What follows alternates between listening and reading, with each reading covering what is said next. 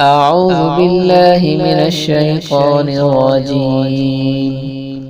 بسم الله الرحمن الرحيم.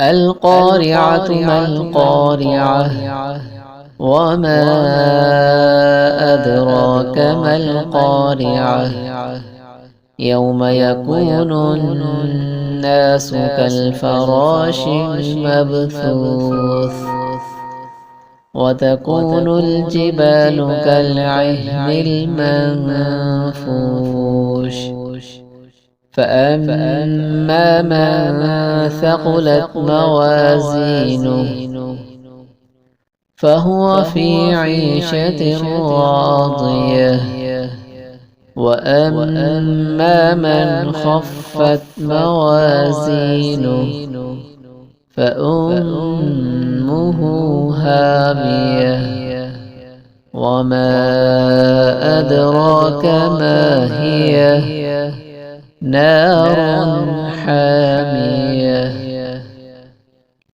صدق الله العظيم.